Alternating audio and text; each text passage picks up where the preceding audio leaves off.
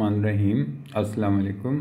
आज हम अपनी पिछली वीडियो जो क्लास 6 और चैप्टर नंबर 1 के बारे में उसको हम आगे अब लेके चलेंगे और उसमें ज़्यादा चीज़ें जो हैं वो आपको बेहतर तरीके से समझ आ सकेंगी कि हमने पिछली दफ़ा जो चीज़ें हमने चैप्टर नंबर आपका 1 जो है जो सेट्स के बारे में था, ठीक है, उसके बारे में हमने आपके साथ जो इंट्रोडक्शन के अंदर जो चीज़ें आपके साथ डिस्कस की थी उसको मैं एक दफ़ा थोड़ा सा रीकैप कर देता हूँ। और जब ये वाला वीडियो क्लास जो आपकी है इसको जब आप कंप्लीट कर लेंगे तो फिर आपकी सेट्स के बारे में जो आपकी अंडरस्टैंडिंग है वो ज़्यादा बेहतर तरीके से जो है वो डेवलप हो जाएगी।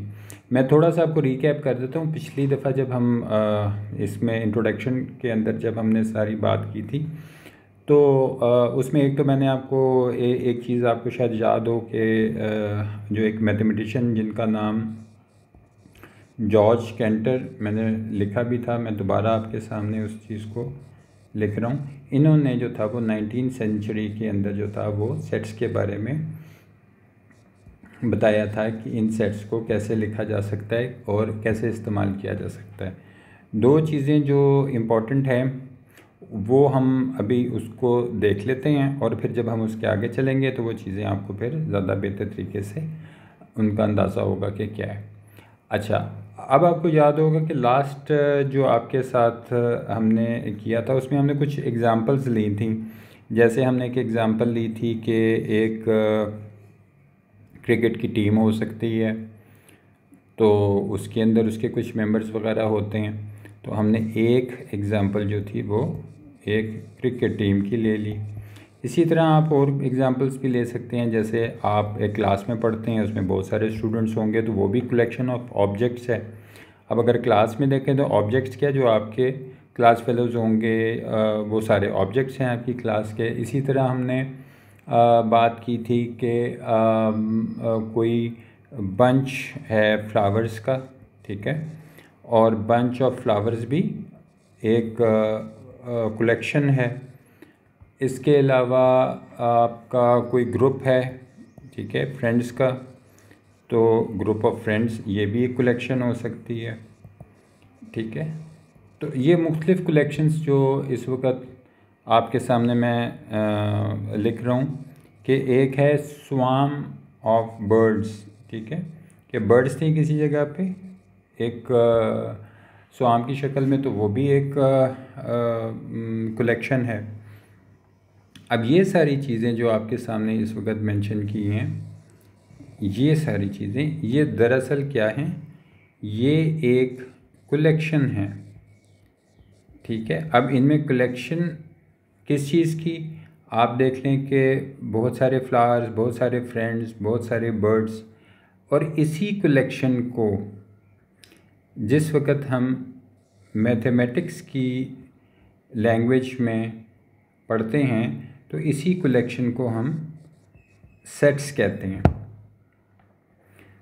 तो ये चीज़ अब आपको क्लियर हो गई कि हम सेट्स जो है वो किस चीज़ को कहते हैं जहाँ पे कलेक्शन। दूसरी इम्पॉर्टेंट बात जो हमने पिछली दफ़ा डिस्कस की थी वो एक वर्ड था जो आपके साथ हमने डिस्कस किया था, वो था वेल डिफाइन। आपको स्क्रीन पे भी ये नज़र आ रहा होगा। तो ये वेल डिफाइंड जो था, ये हमने इसके बारे में हमने एक लाइन हमने पढ़ी थी, आपकी बुक में भी लिखी होगी कि अभी हम इसको दोबारा आपके सामने लिख लेते हैं कि द ऑब्जेक्ट्स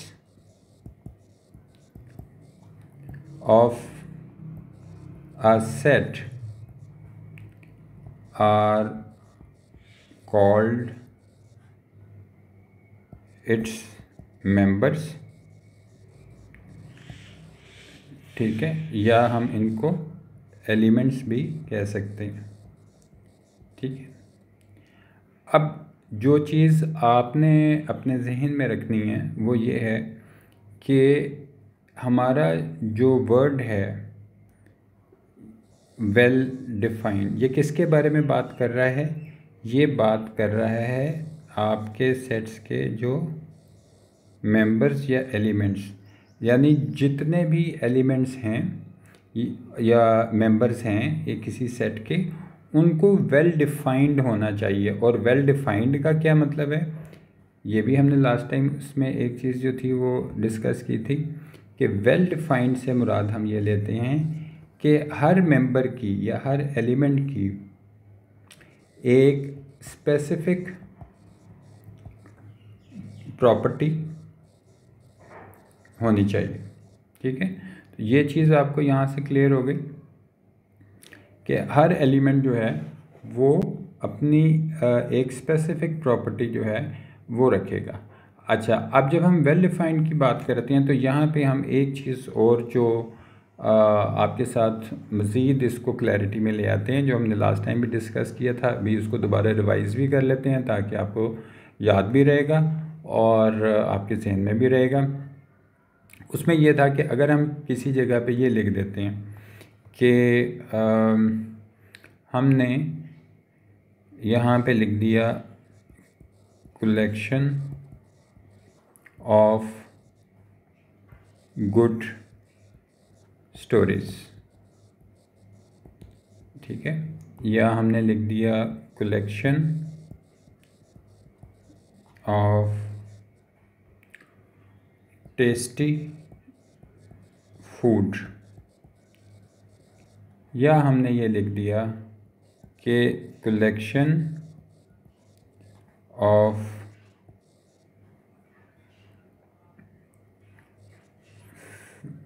फेवरेट पोइम्स। ठीक है, इस चीज़ के अंदर जो चीज़ नोट करने वाली है वो ये है कि यहाँ इस पॉइंट के ऊपर ये जो वर्ड्स हैं, ठीक है, जिसके अंदर गुड, टेस्टी, फेवरेट, ये सारी चीज़ें लिखी हुई हैं, ये सारी चीज़ें जो हैं ये वेल डिफाइंड नहीं हैं। लिहाजा अगर वो वेल डिफाइंड नहीं है तो इसका यह मतलब है कि वो फिर किसी सेट का हम वो चीज़ें सेट नहीं हो सकती। ठीक है, क्योंकि ये गुड आपके लिए किसी के लिए गुड होगा, किसी के लिए गुड नहीं होगा। कोई फूड किसी के लिए टेस्टी होगा, किसी के लिए टेस्टी नहीं होगा। और कोई पोइम किसी की फेवरेट हो सकती है, किसी की फेवरेट नहीं हो सकती। तो ये सारी चीज़ें जो हैं अगर हम देखें तो they are not well defined. तो सेट के लिए क्या चीज़ ज़रूरी होती है? सेट के लिए ये चीज़ ज़रूरी होती है कि आपके जो मेंबर्स हैं, जो एलिमेंट्स हैं, एक उनकी स्पेसिफिक प्रॉपर्टी हो, वो वेल डिफाइंड हों। ठीक है, और तीसरी चीज़ ये है कि उनको जो भी एलिमेंट्स हैं वो डिस्टिंक्ट भी हों और रिपीट भी ना हों। ये मैं आपको इसके नीचे जो है वो लिख देता हूँ कि वो इसको हम रब कर देते हैं यहाँ से। इस वक्त ये चीज़ आपने अगर देख ली है तो इसको यहाँ से हम अभी रब कर देते हैं और आगे जो है हम इसका समझ लेते हैं कि इसमें अब मज़ीद कौन कौन सी चीज़ें जो हैं वो आपके समझने वाली हैं। तो इसको हमने यहाँ से रब कर दिया, ये आपने देख लिया होगा। ये हम इसमें से ख़त्म कर देते हैं। तो अब आपके सामने हमने जो चीज़ लिखी है वो ये है कि पहले बात क्या हम कर रहे थे कि अब क्या होना चाहिए, रिक्वायरमेंट्स। जब हम रिक्वायरमेंट्स की बात करते हैं कि क्या रिक्वायरमेंट होती है, अगर हम बात कर रहे हैं कि एक सेट के एलिमेंट्स जो हैं, सेट एलिमेंट्स जो हैं उसके अंदर जो उसके ऑब्जेक्ट्स हैं, ठीक है, उनमें क्या क्या चीज़ होगी। तो उसमें क्या क्या चीज़ होगी, फर्स्ट के हम यहाँ नीचे लिख लेते हैं कि एलिमेंट्स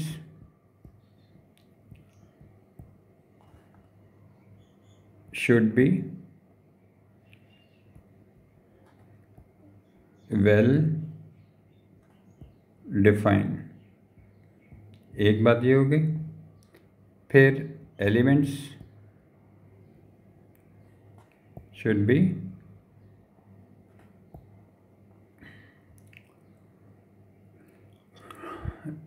डिस्टिंक्ट, ठीक है। तो element should be well defined, element should be distinct. Distinct means the same object should not appear more than once, ठीक है। अब ये जो वर्ड अभी हमने एक नया यहाँ पे वर्ड लिखा है, ये वाला, इसके अंदर जो चीज़ हमने यहाँ पे हम इसको दोबारा लिख लेते हैं कि हमारे सेट के लिए क्या चीज़ें थी। हम दोबारा यहाँ पे इसको मेंशन कर लेते हैं कि हमारे लिए क्या ज़रूरी था कि जो एलिमेंट्स हैं नंबर 1 वो वेल डिफाइंड होने चाहिए, ठीक है। और दूसरी चीज़ ये है कि वो डिस्टिंक्ट होने चाहिए, ठीक है। और डिस्टिंक्ट का ये मतलब है कि इट मीन्स, ये जो डिस्टिंक्ट है इसका यह मतलब है कि same objects should not appear more than once, ठीक है।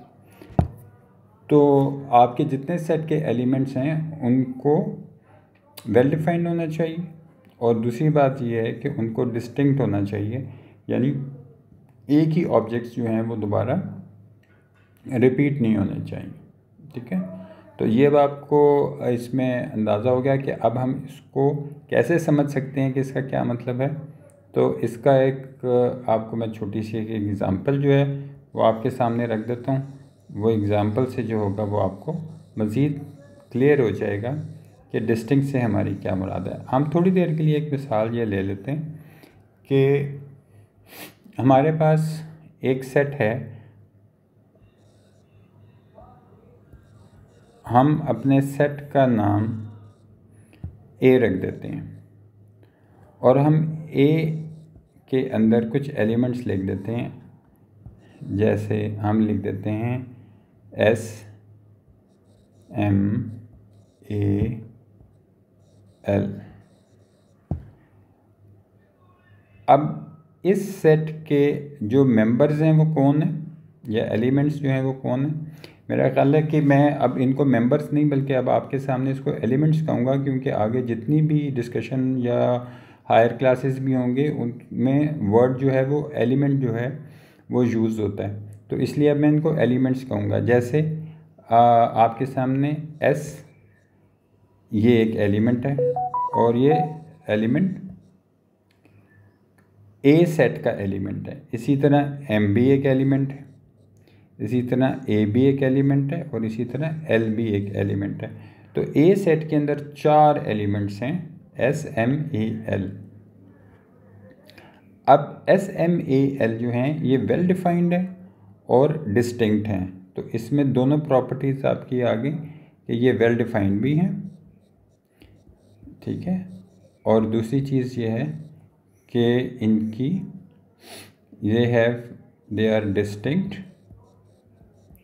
ठीक है ना, और स्पेसिफिक प्रॉपर्टी, ठीक हो गया। तो ये 3 चीज़ें जो आपके सामने आ गई। अब इसी सेट को अगर मैं दोबारा आपके सामने लिखूं और उसमें वर्ड लिख देता हूं S M A L L, यहाँ पर ये सेट की रिक्वायरमेंट पूरी नहीं होती। जब हम सेट को डिफ़ाइन करते हैं तो हमारे पास क्या चीज़ें होनी चाहिए, हमारे पास होना चाहिए कि वो वेल डिफ़ाइन हो। तो ये सारे वेल डिफ़ाइन तो हैं, इसमें तो कोई चीज़ नहीं। दूसरी बात, डिस्टिंक्ट भी होने चाहिए। डिस्टिंक्ट का आपको मैंने ये मतलब बताया था कि कोई भी एक ऑब्जेक्ट रिपीट नहीं होना चाहिए। लेकिन यहाँ पर ये एल जो है ये रिपीट हो रहा है। तो अगर ये रिपीट हो रहा है तो फिर इसका मतलब है कि ये सेट की डेफिनेशन पे पूरा नहीं उतरता। अब ए सेट नहीं है यहाँ पे, क्योंकि यहाँ पे आपको ये नज़र आ रहा है कि ये चीज़ जो है यहाँ पे एल 2 दफ़ा आ रहा है, ठीक है। हालांकि ये वेल डिफाइंड है, ये भी वेल डिफाइंड है, इसकी ये इनकी स्पेसिफिक प्रॉपर्टी है, लेकिन चूंकि ये रिपीट हो गया तो लिहाजा हम इसको कह सकते हैं कि ये ए जो है ये सेट की डेफिनेशन के ऊपर पूरा नहीं उतरता। यहाँ पर अब हमारे सामने जो चीज़ें क्लियर हुई अभी तक वो ये थी कि जब भी हम किसी सेट को लिखेंगे और उसको हम सेट को हम डिफ़ाइन करेंगे तो उसमें जिन चीज़ों का हमने इसमें रखना है कि उसकी क्या रिक्वायरमेंट हो सकती है, तो उनको उनके एलिमेंट्स को वेल डिफ़ाइन होना चाहिए, डिस्टिंक्ट होना चाहिए और उनकी एक स्पेसिफिक प्रॉपर्टी जो है वो होनी चाहिए। तो ऐसी कलेक्शन को हम सेट कहेंगे। और अगर कोई एलिमेंट डिस्टिंक्ट नहीं है या वेल डिफ़ाइन नहीं है तो फिर हम उसको सेट नहीं, उस कलेक्शन को हम सेट नहीं कहेंगे। तो यहाँ पर आपको ये चीज़ क्लियर हो गई कि हमारे पास इस वक्त सेट की डेफिनेशन में ये 3 चीज़ें इंपॉर्टेंट हैं, ठीक है। नेक्स्ट वीडियो के अंदर हम सेट नोटेशंस के बारे में जो है मैं यहाँ वैसे लिख देता हूँ आपकी आसानी के लिए, इसको मैं यहाँ थोड़ा सा रब कर देता हूँ और आपकी आसानी के लिए यहाँ पे लिख देता हूँ, ताकि जिस वक्त हम नेक्स्ट लेक्चर इसका हम करेंगे तो आपको पता हो कि हम किस टॉपिक के ऊपर जो है हमारी डिस्कशन होगी।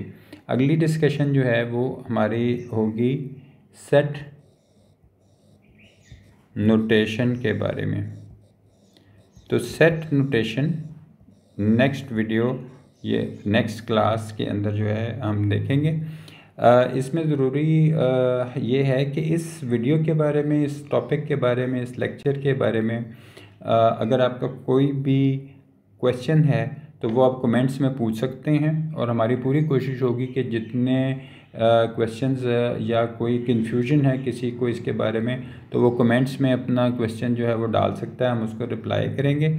इसके अलावा एक और चीज़ जो है वो भी आपको बता देता हूँ कि हमारा फेसबुक पेज है पाक पेंसिल्स के नाम से। मैं आपको थोड़ा सा बड़ा करके यहाँ दिखा भी देता हूँ ताकि आप अगर फेसबुक पे जाके सर्च करें तो ये हमारा फेसबुक पेज है पाक पेंसिल्स। आप पाक पेंसिल्स पे जाके मैसेज सेंड कर सकते हैं, उस पेज को लाइक कर लें। अगर इसमें हम जो भी वीडियोस होती हैं हम उसके ऊपर भी शेयर करते हैं। अगर आपका कोई क्वेश्चन हो आप वहाँ पे भी हमें मैसेज कर सकते हैं।